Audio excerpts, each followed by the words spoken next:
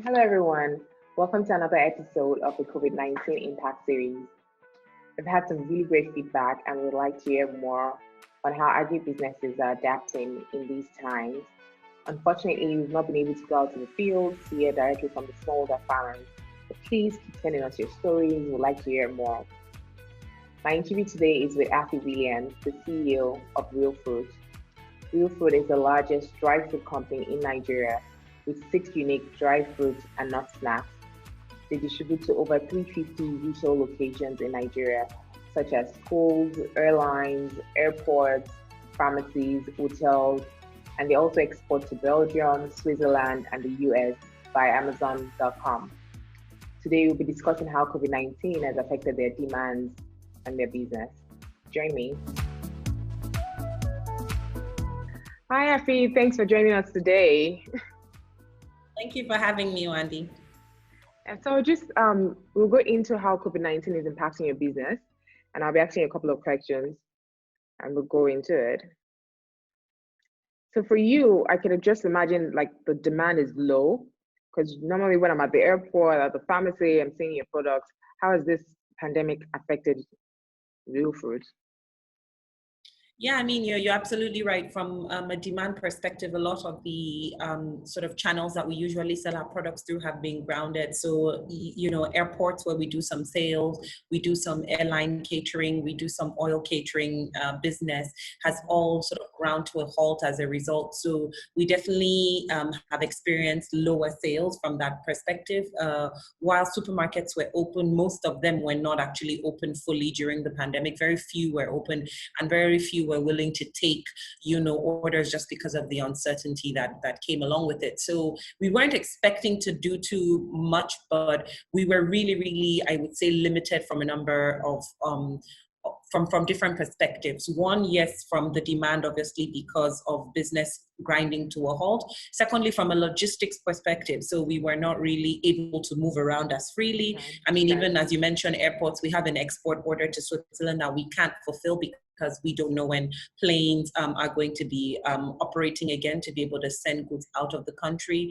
And, logistics has been hard and difficult, and that makes getting raw materials difficult. That makes even moving our staff, however skeletal, difficult, and it pretty much did not make it, did not make business sense to operate during the lockdown. So we were very much affected, and I think that most SMEs were in the same ways or in similar ways. So for you, since you have to slow down operation and you couldn't work during the lockdown, so how did you deal with that internally? How are you guys able to adapt, talk to your staff? Yeah, that's been one of our biggest challenges, and I think a challenge that all of us still face till today. So before the lockdown happened, we started discussing ways we would be able to manage our working capital and manage the employees, and we all came to a conclusion that we would only pay a minimal amount of our April salaries because it didn't really make sense for people to come to work, and that was very difficult for me. I actually, one of the harder things was having to sort of, for no reason of your own but just as a business necessity, have to cut down the salaries that employees earn, because most people depend on these salaries not just for themselves or for the families they feed. I employ over 55 people full time, and we have a number of about 20 part-time workers who work for us. So I do a lot of people depend on my business, and for us to sort of be unsure about income and therefore could not pay our salaries was a big challenge. Now, I think everybody sort of understood it. We managed it as a team. We discussed internally, but going into May, it doesn't seem like the challenge ends, right? We're already getting into the end of the first week of May, and we're just seeing an easing and opening up. The economy is not back on, people are not buying as they normally were. So it's an ongoing challenge, and I think it's something that, I must say I don't have a perfect answer for, but we're trying to contend with and do the best we can. Just to also mention, my business is a primarily female employee base, and that's very important to me too as an entrepreneur. The idea that women are earning their money and putting it back into their families, etc. Over 55% female, and 100% of my management team is female. So there's a big part or central to the core of the company is sort of employment opportunities for women. And I spent a lot of years building up this business to be able to do that and offer job security to my employees. So for that to be threatened, it's a very uncomfortable and unfortunate scenario. So what immediate solutions can government create to assist right now, like in this situation, this pandemic? Yeah, I think this is something where I'm going to actually be quite sympathetic and say that it's very difficult to move with immediate action. I know people want immediate answers, but it actually is very, very tough in a country like ours. And of course, with Nigeria, where there's limited financing, I mean, the government is not exactly cash flush. So it can exactly like the US, put money in everybody's accounts and start to spur the economy.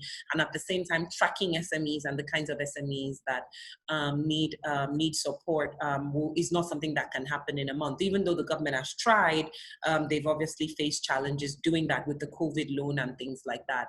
Now, what I think is important is that the bigger picture needs to come at play. I think that, as quickly and as safely that the government can give people the assurance that they can go out and start to do business again and start to live normal lives will help businesses. Because frankly, for me, no government bailout is as useful as, say, having customers buy products, right? Like the government cannot give me more money, than I make a month in revenues from just doing my business. So every SME just wants the opportunity to get back to a point where they can carry on with their businesses, and that gives them the strongest chance of creating their jobs. So I think government needs to do a lot more around, communicating, what they're doing in terms of managing the risks and communicating that they have it under control, and so that they cannot be so draconian in locking down borders, interstate borders, land borders within countries. They can begin to open up other places, because that just continues to stall whatever recovery that we all want to see. At the same time, the government has put out a loan, and I think that there is some efficiency required in how those monies, or even how companies are reviewed to get that kind of funding. I've applied, and it's been a month since I applied, and I've not heard any word post submitting my documentation. And I think at a time like this, that is well within the government's right, or ability rather, to be able to be more swift in the way they review applications, even the requirements. I mean, the requirements are still stringent. They're still, as if it's a normal loan, and this is meant to be emergency relief fund. So I've not seen that there has been a lot of urgency in how these funds are dispersed, and also, how which businesses can, the understanding of which businesses can benefit the most from them. I mean, there's never going to be enough to go around, but something should be done. Something that points to that the government is actually offering some financial relief should be done. And for me, then things around, tax and all those things, there should be some communication about whatever relief you're giving businesses, be it like, they don't have to pay income tax for 3 months, or they don't have to pay, whatever VAT for 3 months, just things like that also understand that, because if I owe government money and I have to pay VAT every month, that's cash flow, that's money leaving the business into government coffers. And I think that's another quite effective way that, even without the government giving me money, but not just taking more of what is due for a limited time, it could help businesses just have that cash flow to keep going. But again, for me, the number one thing is the economy. Like I said, government, even in the US, cannot bail everybody out indefinitely. And I think we need to sort of manage this risk of, okay, what is a public health crisis versus another perhaps more serious crisis that will be formed because of a looming economic crisis. And government needs to pay attention to that more strongly, in my view. So hoping that, that things start to ease back into sort of people just starting their day-to-day again, so that people can start going back to their normal routines and consume services and products, so that, businesses have a market to sell to, and they can sort of start seeing a way out of stagnation, pretty much. So with the new ease in lockdown this week, are you guys back to work, back to operations? Not fully. So we are obviously, first things first is that, our office has been deserted for over a month pretty much. So we had to get it ready. We had to, sort of set it up to have more sanitary, sort of COVID sanitary stations. So adding more sterilizer stations, adding more hand washing stations across around the office, not just where they were before, increasing the health and safety. So we're spending this week doing that. And we're also trying to assess, what, whether transport is available, because that's one thing. Even during the lockdown, people couldn't actually get transport to come to work, and we did not know whether or not that would change in the first week. So, because obviously the cost of transport is really high, people can't afford to pay for it. So I think we're judging the situation, getting the office ready. Obviously, we open one day a week, etc. But I think we're going to look at perhaps moving according with Lagos State guidelines of like a 60% staff rotation schedule. Maybe start with 3 days a week, 4 days a week till we ramp up to full operation. So I think we're looking at probably second, third week of May to fully get back in. And I think that gives us enough time. And hopefully in that time too, we're seeing more ease in terms of, reducing the interstate lockdowns, in terms of opening the borders so that actually business can happen. Because I think one thing I want to emphasize here is that a lot of our business was shut down not by our choice or not because it was super risky for us to work. Obviously, we were part of the exempt category of companies, but that other external factors essentially forced us to stay locked. So we wanted to work more than one day during the lockdown, but because transport was expensive, because raw materials can't come in because of closed borders, and all those things, we effectively had no choice but to lock down. So we're hoping those things keep easing so that, as those things ease, we can go back into full operation. And I think everybody wants to. I mean, even my staff I saw on Instagram was like, thank God lockdown is over. So I think there's also the psychological part of people just wanting to get back to a sense of normalcy, wanting to get back to work, wanting to have more human contact. And I think that's equally important to consider. And also people wanting to understand that their jobs are secure. A lot of people have lost their jobs during this lockdown, and it's been quite tenuous for a lot of people who don't know what the future holds. And I think, employees want that certainty, or at least an understanding of where they stand. So I'm excited to get people back to work safely. I'm excited for us to continue, and try and weather the storm as best as possible. Thank you very much. So to wrap it up, what have you learned during this crisis, and what are the plans? What are you planning for the future post COVID-19 for your business? So, I mean, I think one thing that I think this crisis, I would never want to say presents an opportunity, because the devastation of this crisis is, I don't think any sort of learning warrants us going through this. But I think that some of the things I tried to get from it and make the best out of the situation was, one, rallying my team more. So, I think I was very, very encouraged by how much people were committed to keep working and keep being diligent, even though, things were not as normal.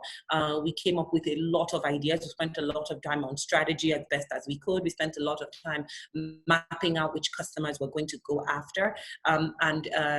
Everybody put in their best. Everybody was still as engaged. So that team dynamic, I think, was strengthened during this plan. And I think our plan, post-COVID, is that we understand that things are going to happen in phases. Certain industries and certain sectors are going to still face delays. So for instance, whereas we used to do quite a substantial amount of business with hotels, cafes, and airports and oil trading companies and things like that, those things are not going to come on stream for a while. And we've accepted that, and we've then said, okay, where can we pivot our attention to? So maybe focus more on the individual customer, focus more on export business, focus more on other channels that, will sort of recover quickly or get back to business quicker. And we've really strategized that, and we've planned to sort of add the products and services that will enable us target those customers effectively and meet their needs. So I think we've become realistic about what is achievable this year, but certainly not lost our enthusiasm about, going big and still trying to grow despite whatever challenges that we've experienced. Thank you very much, Affi. I wish you guys good luck. Thank you so much, Rani. Thanks for joining us. Okay, right. Thank you.